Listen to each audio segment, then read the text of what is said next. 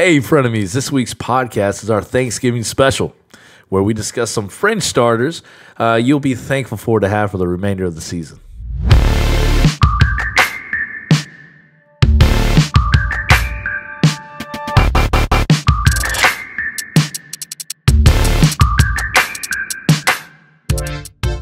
Welcome back, frenemies. Episode 94 here. I'm your host, Chris. To my right, the commish, Sean. And we're back and better than ever to talk some fantasy football. Before we get going here, you can probably see the empty chair to my left. Commish, would you like to tell the listeners what's going on over here? Yeah, so people have probably been missing Ryan. We haven't seen Ryan in a bit. He's started some grad school, which has taken up a lot of his time. So he's kind of taken a backseat from being on the actual podcast. He'd probably be involved in the background, might be on a few times as a guest star, but if you don't see him in there, that's why. Yep, but we felt like leaving the chair open for him today since we and stay tuned. We got a special guest next podcast, 757 League. That'll be filled. That'll be filled there. But let's jump right into some fantasy reaction to Week 11. Real sad news here, Joe Burrow. Yeah, this is we didn't have it in the doc originally, and I was like, we just have to talk about it. Yeah. Thoughts and prayers out to him. This is one of the worst looking knee injuries I think we've seen in a long time. They're comparing it to kind of like the Teddy Bridgewater one. Mm-hmm. It's crazy. We got a couple guys in our leagues who are PTs, and they were going back and forth on this, and that's what you could feel the vibe that this is just. Yeah, and they were right. We're talking about over a full season of time missed. May not play till 2022. ACL, MCL tear, along with other structural damage. When you hear the other structural damage, it's not good. Yeah, I want to ask you, Chris, as far as the weapons go, because that's a fantasy show. What are we looking at for like a T. Higgins? Is this somebody you now need to drop? Tyler Boyd, AJ Green probably is not rostered anyways, but oh yeah, I would start putting other guys in there because you go from under duress. Burrow is throwing darts. Yep. To who is backing up there? Ryan Finley. Yes, who we got to see last year. Who was not fun to see. I don't think he's going to throw darts with that offensive line. I mean, that offensive line was allowing Burrow to get beat up, and he was still making plays. Finley is not going to make those plays. Yeah, it's a downgrade all around. I think you're right now at a bench. Let's see a week, kind of like the Andy Dalton thing. Yeah. But yeah, you can't be happy. Yeah. So talking about happy, we have Adam Thielen was wide receiver 1 this week, 2 touchdown catches, scored 28 points in half PPR leagues, but now he's on the COVID list. Yeah, we saw a couple of these people pop up. We'll talk about another later, but it's just a reminder, this is a thing that's going to continue to happen. It's going to suck through the playoffs. You need to have that depth because you're going to need to plug someone in randomly. Yeah, do you think, he might be able to play Sunday? They're doing a lot of those rapid testing. That's the thing is we can't give you an answer on that because they have not disclosed whether it's a close contact. The two different types they have a close contact one, and then they have the actual tested positive test. If they test positive, you're not going to have them for 2 weeks minimum. If they are close contact, we've actually seen this happen throughout the last couple weeks here, and they've been playing. So Big Ben, Matthew Stafford, kept them out for a little while. Yep. So I'm going to jump down here. J.K. Dobbins. He was RB6 this past week. And everyone getting excited finally. List. I know. I traded Here we are, for the him. breakout. And now he's on the COVID list. So he's got a Thursday game. Yep. Which makes it even tougher. He's playing on Thanksgiving Day. He's definitely not playing. I guess I shouldn't have said playing on Thanksgiving Day. They are playing on Thanksgiving Day. He is one that tests positive. They've said that he'll be out for the next 2 weeks. So fire up your Gus Edwards. Mark Ingram was on that list as well. I don't know if he was... Close contact, I think. He might be the close contact one. Yeah. Okay. So he has the possibility. I don't think he's going to play Thursday because of how quickly this is coming on. Right. So Gus Edwards, start him up. Like, in my opinion, you're looking at a top 15 back this week. I don't know if you're going to have much more beyond that. It's hard to have confidence because he's playing the Steelers this week. But the thing you can look back to is they did have a ton of rushing yards, lots of production against even the Steelers defense last time they played a few weeks ago. So I think start him up. Start him up on Gus. The Gus bus. Get it going. Yes. Next thing we're here, the biggest hype going into Sunday, Taysom Hill. He played pretty well. Yeah, I didn't get to watch too much of that game. It looked like they did pretty much what I thought they would with him. They made him more of the game manager and then used a whole new style of offense to feature what he does, which is run the ball. Yeah, and like his running ability, it's not like, don't get hit. The guy is he's a running back. He's a running back playing QB, okay? A tight end playing QB, so he's used to absorbing those hits. So he scored those what, 2 rushing touchdowns? Am I correct? With a passing touchdown? I think 1 passing touchdown, 1 rushing. One passing, 1 rushing, and then he had a very good amount of yards, over 200 yards passing. So better than Lamar Jackson. Yeah, and guess what? We know he's the starter here week 1. ESPN leagues have finally come out and changed him to QB only. So that 1 week in ESPN, you guys were able to sneak 20-some-odd points in the tight end spot. Not going to happen again. Or the flex. So that's crazy. Another quarterback here, Tua. Tua got benched. I've got the sweatshirt on here for those watching on Instagram or YouTube. My Dolphins, I don't know what they're doing, to be honest with you. We were talking before. I think that he has earned my respect, that being Brian Flores, the head coach. So I'm going to give him the benefit of the doubt in the situation, but I didn't like the turn to Tua in the first place. We won 3 straight games, so I can't complain. But that wasn't on the back of Tua. And then when he gets into his first situation where you're going to actually see if this guy can handle the pressure, can win a game, you take him out and kind of give him the blankie and put in. Yeah. I don't get it. I really don't get it. They've named him starter from here on out, but this can happen again. So what it means for fantasy is you can drop Tua, don't use Tua. I mean, if you're in Dynasty League, you need to hang on to him. But as far as redrafts go, 1 QB league, I think it's way too risky unless you start really seeing him, turning into like the Justin Herbert type of season. So. Yeah, I like that. And then just a little shout out to old man Keenan Allen. 16 catches, man. Yep.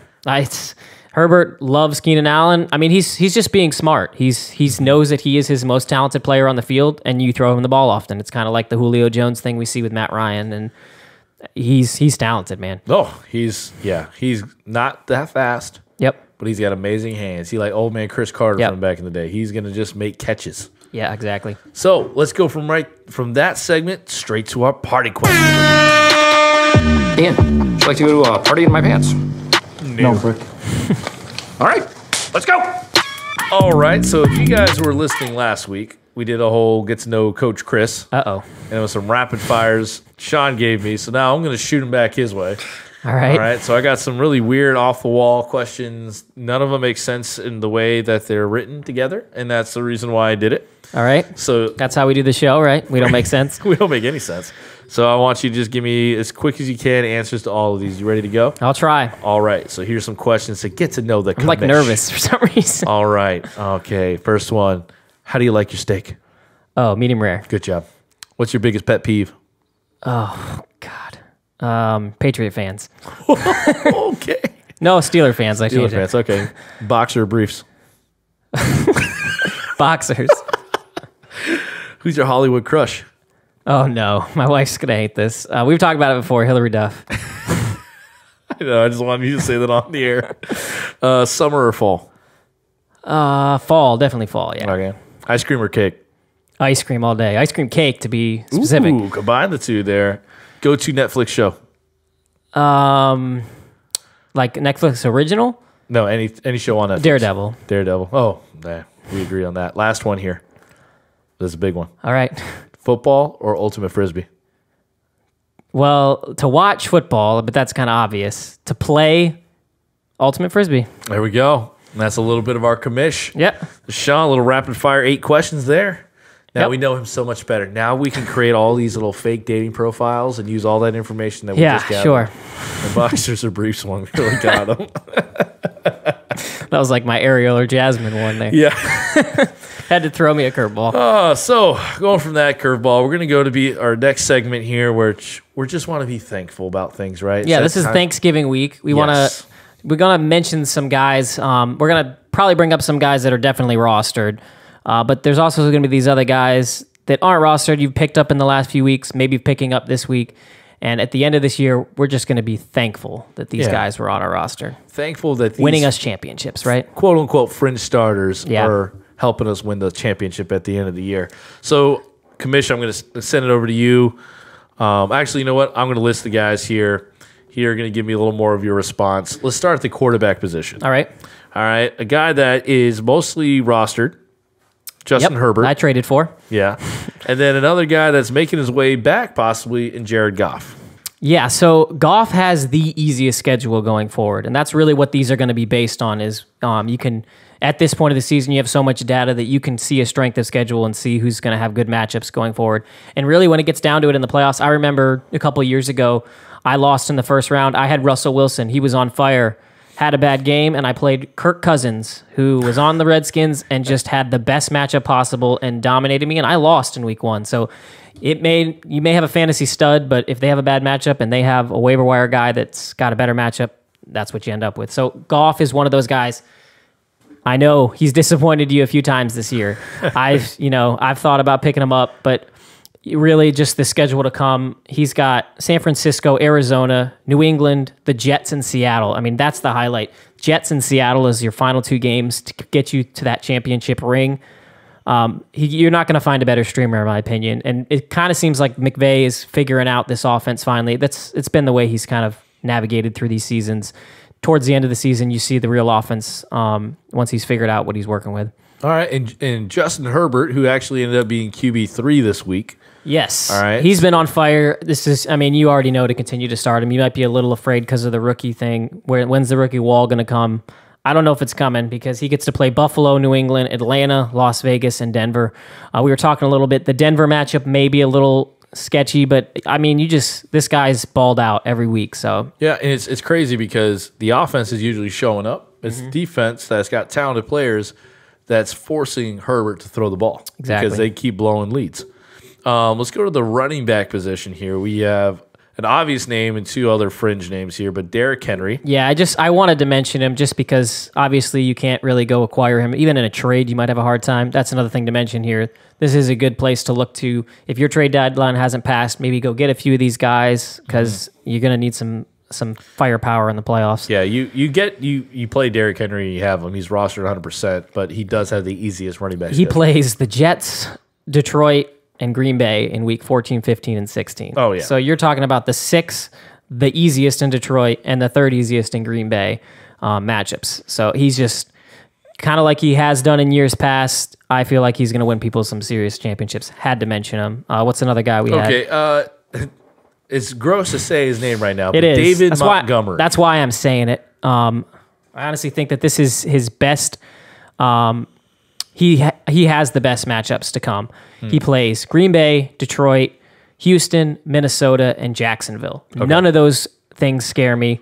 He does have the concussion, so you may not be able to play him this week. But in the weeks to come, we're talking about leading into the playoffs and possibly first week for you, Detroit and Houston. That's number 1 and number 2 easiest schedules to play. So I'm giving you the confidence in case you were, had somebody in place of him that you've been starting to be a Damian Harris or type thing. Fire up Montgomery as soon as he's back. They're just going to give him the ball a lot with how bad the quarterback play has been. The volume will be there for a flex or an RB2 or even an RB3. And he showed his value. I mean, they struggled in the run game without him. So. Oh, yeah. Got Cordell Patterson running the ball. Ryan Nall. Yeah. All right. Your boy here, who's coming back from injury, Myles Gaskin, we all believe is going to take over the starting role. Yeah, so this is a guy that you may be able to pick up off the waiver wires. He has been on IR. I think he's eligible next week to come back. Yep. So you're going to have one more week of Salvin Ahmed. He appears to be the guy. The good news is that role seems to be intact. And if they just believe in him as the starter, then he'll take that role right back. And his playoff schedule, it's looking like a pretty juicy one. He's going to be playing Kansas City, chasing points. They're not great against running back. New England is a little bit of a tougher schedule. And then in championship week, you get the Las Vegas Raiders, who have been the 4th easiest. So he's somebody I want to mention, some of these guys that you could maybe go pick up, stash until you make the playoffs. Maybe you're the team that's already got the 1st seed wrapped up. Pick up these guys because you just never know. Running backs get injured all the time. You're going to need that depth. Oh, it stinks. Tell me about running back injuries. All right, so let's move on to the wide receiver position here. I got like dry mouth here. I'm talking quite a bit. Yeah. So, here we go. Allen Robinson, who was highly drafted. Yes. And now dropped in some places because of the production at the quarterback It's possible position. He's been dropped. I think he's a trade low for candidate that you can pick up. I saw him in one of my leagues on the waiver, and I'm like sitting there like, who can I cut to pick him up for this late run? Yeah, so he's playing, give me a sec to pull it up. Yeah, this week he's got a little bit of a tougher matchup against Green Bay. But after that, you're talking Detroit, Houston, Minnesota, and Jacksonville. I mean, don't tell me those matchups just don't sound delightful. I'm excited to play him. I had traded for him in a league, or in our league. And as hard as it's been, you haven't gotten that high in production. He's just a super talented guy. I don't care who's at quarterback. He's got the opportunity against bad defenses to make some plays. All right. And then this guy, who's been a very popular name in the last 2 weeks, Michael Pittman Jr. Yeah. I feel like I'm tooting my own horn here. I picked him up off the waiver wire too. But he's going to be dealing with a pretty nice schedule moving forward. They've got Tennessee this week, which is the team that he kind of broke out on. Houston, Las Vegas, Houston, Pittsburgh. Now, Pittsburgh is the one that might be a little tougher on it. But if you're looking for a waiver wire guy and you're thinking, well, I don't know if I can start Pittman here on out, he's going to be that flex guy, I think, that can kind of boost your roster. Okay. Now, the unsexy, non-sexy position. But everybody needs to know about. All right, so a lot of people everywhere outside of Travis Kelce owners are streaming tight ends, or they're just like not even wanting to check that part in their roster. Yep. But these two guys, we have Dallas Goddard and Noah Fant. Yeah, so Dallas Goddard, he's one that he's probably not on the waiver wire after people picked him up and he broke out. And this is less of a schedule thing. It's more just I think he is now the tight end one. He's earned that position. And he's just a super talented tight end, so I have confidence that he might win people some playoffs. And Noah Fant? Noah Fant, he's a schedule guy. He's a tough one. I struggled with all year. He's just so talented, and he seems like he's a part of the offense, and then he just disappears. And the big thing is injuries. He cannot seem to get out of these injuries. But if he does, I mean, you're looking at the playoff weeks: Carolina, Buffalo, Chargers. That's the 12th easiest, 3rd easiest, and 6th easiest schedules coming up. So lots of green for him. Yeah, I like that a lot there. It's just so tough when you see them and they're not producing at that tight end spot. Yep. Defense. Yeah, so honestly, this may be the most important spot that you need to look to, because these are where you can make moves. You can use your fab that you've been saving to pick up on these defenses. And the first one I want to mention is Cleveland Browns. The Browns. Yes, the Browns. I know. Nobody wants to start Browns players. But they've got a very, very nice schedule coming up. This week they play Jacksonville, Luton, start them up. Then they play Tennessee. That's a little tougher of a matchup. But then you get Baltimore, who's been mistake-prone. Lamar Jackson's turned the ball over quite a bit. Speaking of mistake-prone, you get the New York Giants, Daniel Jones. We'll give you and two then turnovers. In your championship, you get the New York Jets. So you may just win on the back of the Cleveland Brown defense. Yeah, and the defense, they are very much in the benefit of a great run game. Yeah. Nick Chubb, who am I missing over there? Kareem Hunt. Kareem Hunt. Those two are just phenomenal right now for fantasy owners, but just in a football scheme of things, they are run the ball, control the clock, and that benefits your defenses. Good defenses are only good because the offense has the ball for a long period of time to allow them to rest. So then they can come after their quarterbacks and make big plays well rested. And then we got the LA Rams. Yeah, this is, I think, they're number just one defense right now, right? Yeah, they're coming on strong here. They've really hit their stride. Aaron Donald may not be looking like he's making an impact, but he's making a huge impact. It's crazy good. And they, I'm kind of picking on the Jets here, but in that Week 15 matchup, you get the Jets. Yeah. You get New England. You get Seattle. Seattle's championship week is probably a tough one to look at. But besides that, I mean, if you get New England and the Jets out of your first 2 playoff weeks, I think you're going to be sitting good with a defense that I think is really that's more. Cleveland's more matchup based. LA Rams are just they're legit a top 3 defense right now. Yep. So right here we just listed some players that we want to be thankful for because we have them rostered, or we're picking them up, or we're trading them if you have a late trade period, because you're going to have your studs. Yep. But that you really want to do what Sean did here. Look at the schedule. Find the matchups for fringe spots. We all have them in our rosters if you play in competitive leagues.